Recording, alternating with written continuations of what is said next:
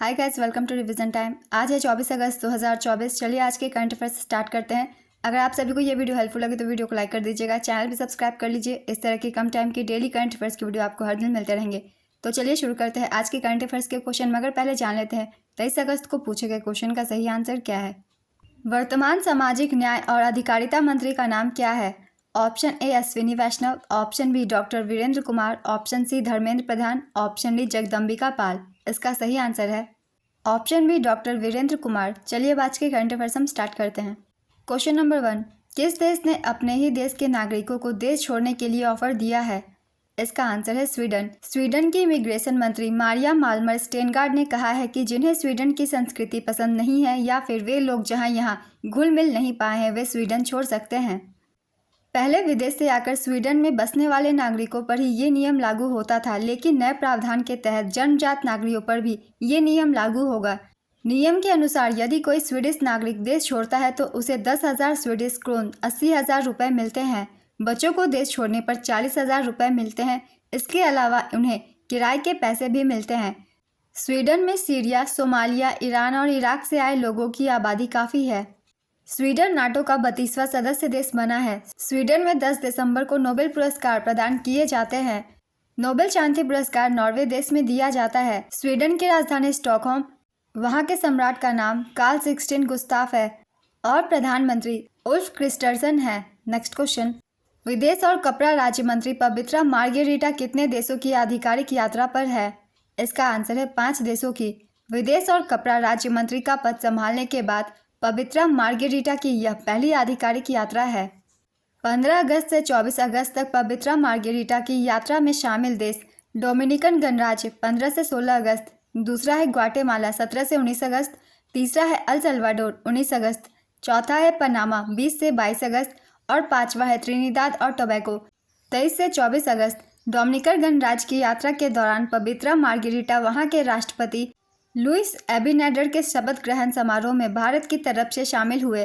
Guatemala की यात्रा के दौरान वह यूनेस्को हेरिटेज सिटी एंटीगुआ का भी दौरा करेंगे। डोमिनिकन गणराज्य की राजधानी है सेंटो डोमिंगो। ग्वाटेमाला की राजधानी ग्वाटेमाला सिटी, अल सल्वाडोर की राजधानी सैन सल्वाडोर, ट्रिनिदाद और टोबैगो की राजधानी पोर्ट ऑफ स्पेन और पनामा की राजधानी पनामा सिटी है। नेक्स्ट क्वेश्चन, हाल ही में विश्व मच्छर दिवस कब मनाया गया। इसका आंसर है 20 अगस्त। यह 1897 में सर रोनाल्ड रॉस द्वारा की गई खोज की याद में मनाया जाता है। वर्ष 2024 की theme accelerating the fight against malaria for a more equitable world है। 1897 में सर रोनाल्ड रॉस ने पाया कि मलेरिया परजीवी एनोफ्लिज मच्छरों द्वारा मनुष्यों में फैलता है। नेक्स्ट क्वेश्चन, हाल ही में मुख्यमंत्री बाल पौष्टिक आहार योजना कहाँ शुरू की गई। इसका आंसर है हिमाचल प्रदेश। मुख्यमंत्री बाल पौष्टिक आहार योजना 17 अगस्त 2024 को हिमाचल प्रदेश के हमीरपुर में आयोजित एक समारोह में मुख्यमंत्री सुखविंदर सिंह सुक्खू द्वारा शुरू की गई। मुख्यमंत्री बाल पौष्टिक आहार योजना केवल सरकारी स्कूलों के बच्चों के लिए है। नर्सरी से 8वीं कक्षा तक के छात्रों को सप्ताह में एक बार उबले अंडे या फल उपलब्ध कराए जाएंगे। ताजे फल बच्चों की पसंद के आधार पर स्थानीय बाजारों से लिए जाएंगे। नेक्स्ट क्वेश्चन, हाल ही में किस केंद्रीय मंत्री ने नई दिल्ली में प्रथम नीति निर्माता फोरम का उद्घाटन किया। इसका आंसर है जेपी नड्डा। जेपी नड्डा ने नई दिल्ली में प्रथम नीति निर्माता फोरम का उद्घाटन किया। जेपी नड्डा वर्तमान में केंद्रीय स्वास्थ्य एवं परिवार कल्याण मंत्री तथा रसायन एवं उर्वरक मंत्री हैं। ये फोरम स्वास्थ्य एवं परिवार कल्याण मंत्रालय तथा विदेश मंत्रालय के सहयोग से भारतीय फार्माकोपिया आयोग द्वारा आयोजित किया जा रहा है। इसमें 15 देशों के नीति निर्माताओं और औषधि नियामकों का एक अंतर्राष्ट्रीय प्रतिनिधि मंडल भाग ले रहा है। नेक्स्ट क्वेश्चन, हाल ही में किस देश के स्वास्थ्य मंत्री ने हैजा को महामारी घोषित किया। इसका आंसर है सूडान। सूडान के स्वास्थ्य मंत्री ने सूडान में हैजा को महामारी घोषित किया। सूडान में हैजा के प्रकोप से कम 22 लोगों की मौत हो गई। हैजा एक तेजी से विकसित होने वाला अत्यधिक संक्रामक संक्रमण है जो दस्त का कारण बनता है। हैजा गंभीर दस्त, उल्टी और मांसपेशियों में ऐंठन का कारण बनता है। यह भोजन या पानी पीने से उत्पन्न होता है। सूडान की राजधानी खार्तूम, प्रधानमंत्री ओस्मान हुसैन और मुद्रा सूडानीज पाउंड है। नेक्स्ट क्वेश्चन, प्रत्येक वर्ष 20 अगस्त को मनाए जाने वाले सद्भावना दिवस किस पूर्व प्रधानमंत्री की जयंती पर मनाया जाता है। इसका आंसर है राजीव गांधी। सद्भावना दिवस पूर्व प्रधानमंत्री राजीव गांधी की जयंती के उपलक्ष्य में मनाया जाता है, जिन्होंने 1984 से 1989 तक पद संभाला था। राजीव गांधी जी भारत के 7वें और सबसे युवा प्रधानमंत्री थे। सद्भावना दिवस पहली बार 20 अगस्त 1992 को मनाया गया था। राजीव गांधी की मृत्यु बम विस्फोट के कारण 21 मई 1991 को हुई थी। राजीव गांधी का समाधि स्थल का नाम वीर भूमि है। नेक्स्ट क्वेश्चन, मन्याचेवाड़ी किस राज्य का पहला सौर गांव बना है? इसका आंसर है महाराष्ट्र। मन्याचेवाड़ी गांव महाराष्ट्र का पहला सौर गांव बन गया है।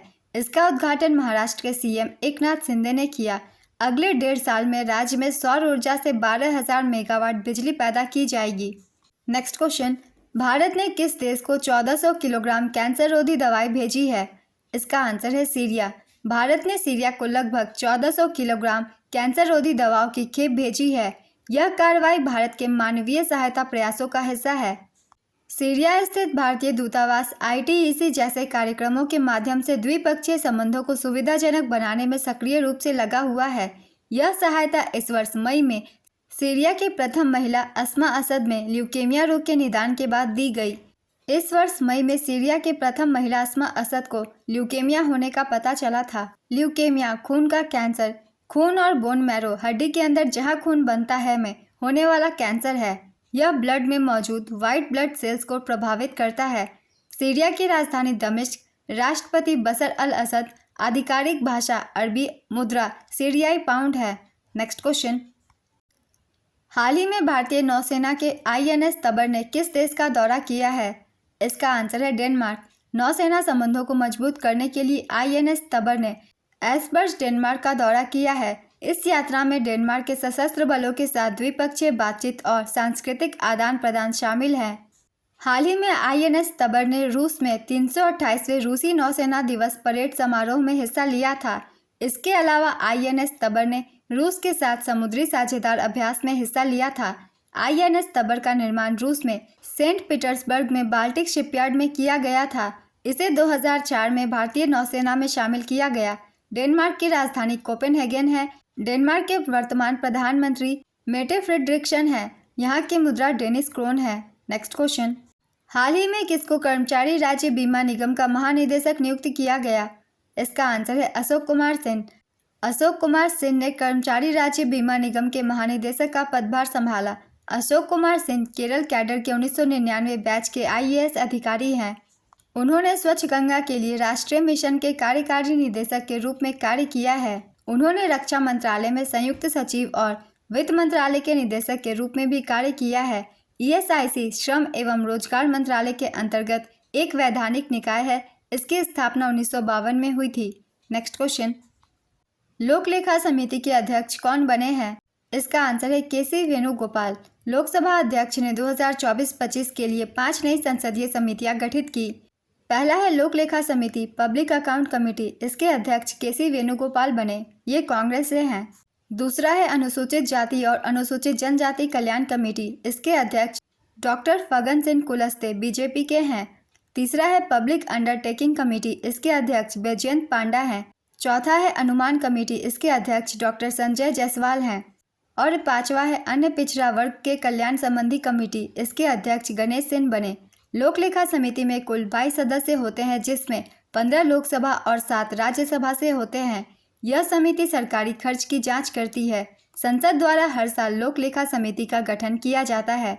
नेक्स्ट क्वेश्चन, सिवेलु ज्वालामुखी किस देश में स्थित है जिसमें हाल ही में विस्फोट हुआ? इसका आंसर है रूस। रूस के पूर्वी तट के पास 7 तीव्रता का भूकंप आया था। भूकंप की वजह से इलाके में मौजूद सिवेलुच नाम के ज्वालामुखी में विस्फोट हो गया।